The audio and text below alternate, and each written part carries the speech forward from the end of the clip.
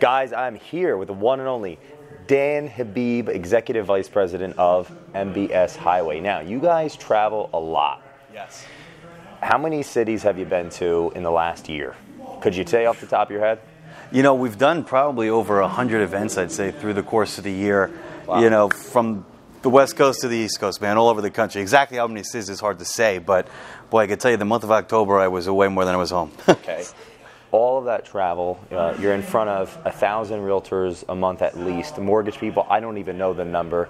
What is one thing on the real estate side that you see a lot that comes up, questions, concerns right now? You know, I think overall, you know, they are needing content from loan officers that's going to help them really show the financial opportunity in home ownership. You know, there's a lot of garbage that's said in the media.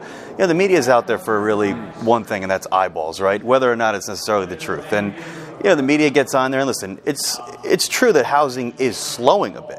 But there's a big difference between housing slowing and appreciation slowing, right? So maybe you're not going 80 miles an hour down the highway, but you're going 50 miles an hour down the highway, and negative appreciation, or home value is actually decreasing.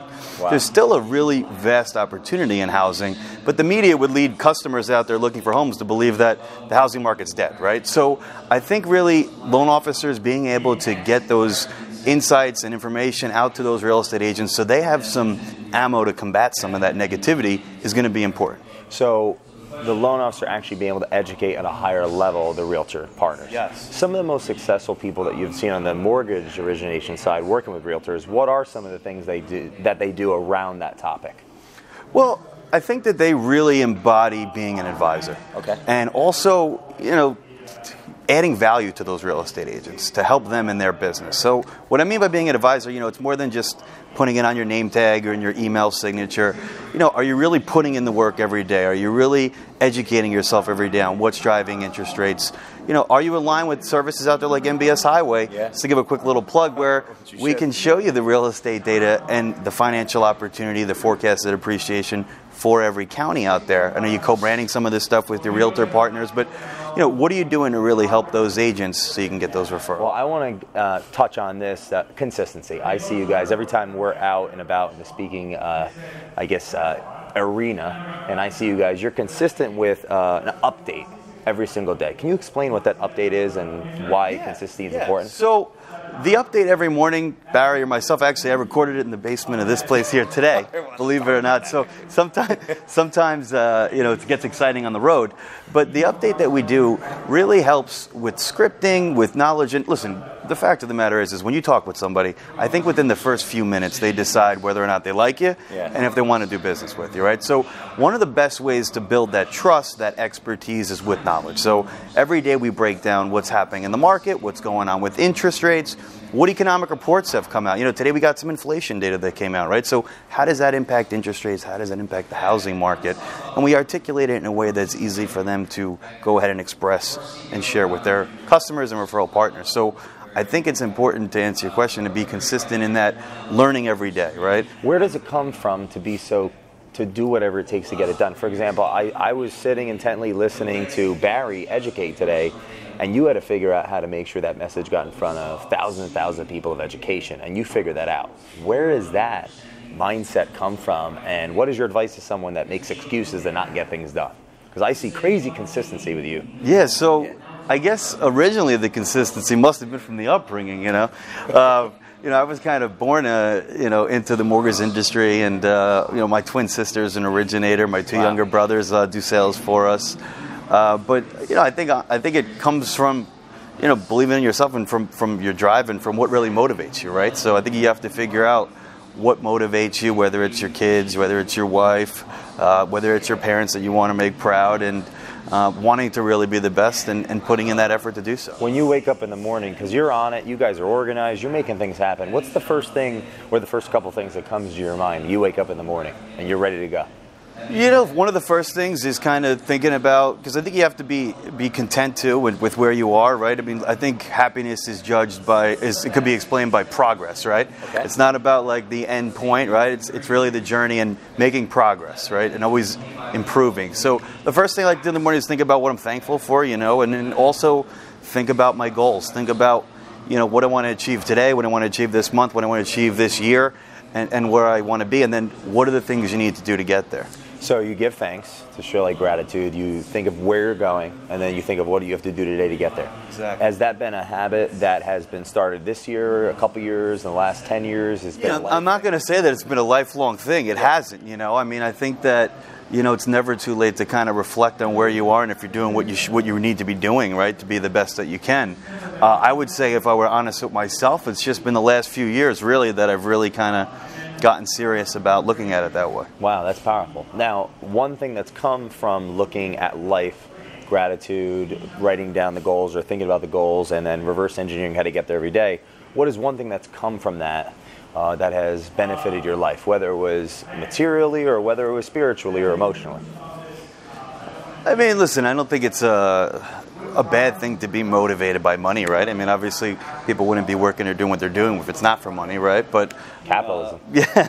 So obviously, there's a motivating factor there, but I think some of it's just kind of feeling good knowing that you're actually working at your highest level, and that you're, I think that I think we're all given some gifts, right? And if you're not utilizing those gifts then you're kind of cheating yourself, right? If you're not putting in as much work as you can and being the best at your highest level, then you're cheating yourself. So I think part of it's been a little self-rewarding, knowing that, at least in my eyes, I think that I'm improving and progressing and doing a lot of the things I need to do to work at my highest level. Well, that's powerful.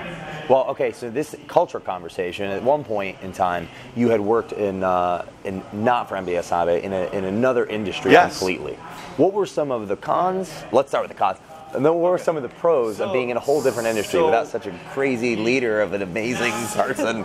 So prior to working at MBS Highway, my background was actually on Wall Street. So I worked at Morgan Stanley. I was a financial advisor, got all my licenses. So great background, but the culture is completely different. We are a small business, right? I really think culture is very important. But when working at like Morgan Stanley, it's very corporate, very not personal, right? I'd say not a very fun working environment almost, right?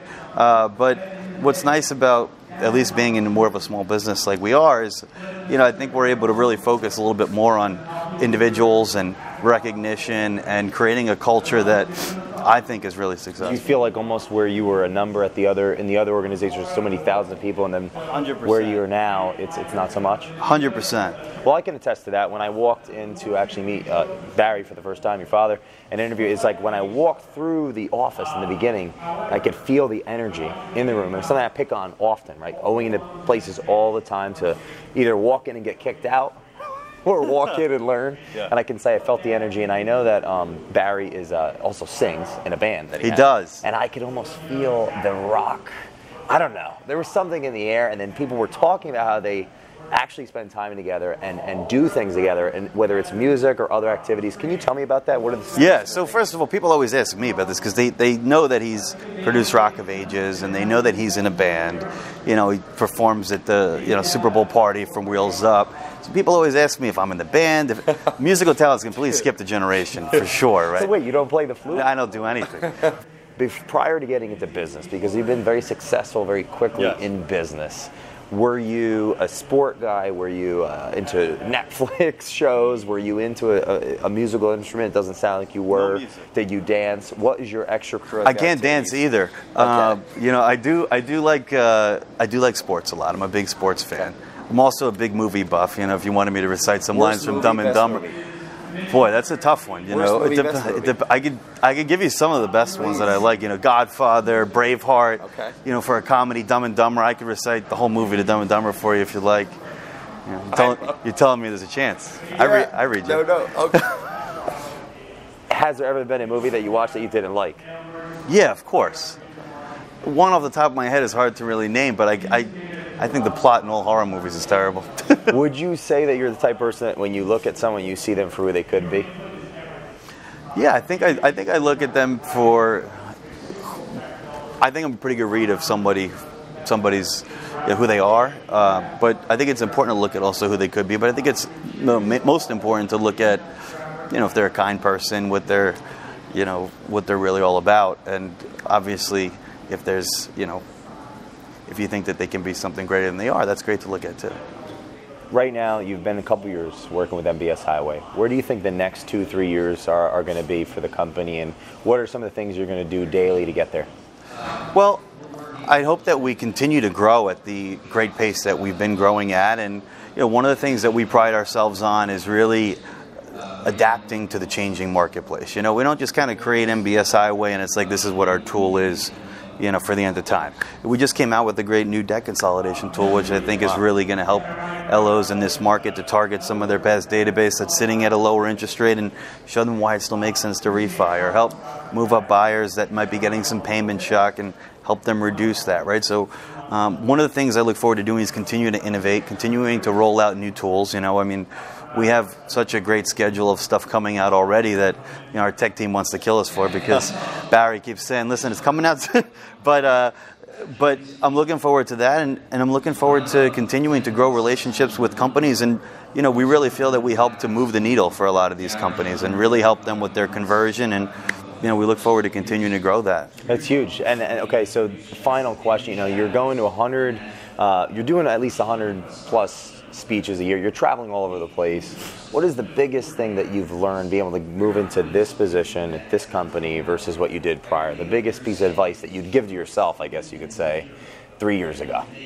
Learning everything you've learned from traveling so much and doing so much. I've learned a lot. I think one of the real benefits of traveling around the country so much is getting to meet so many different people, right? And also getting to hear from people like on the front lines in different marketplaces what's happening.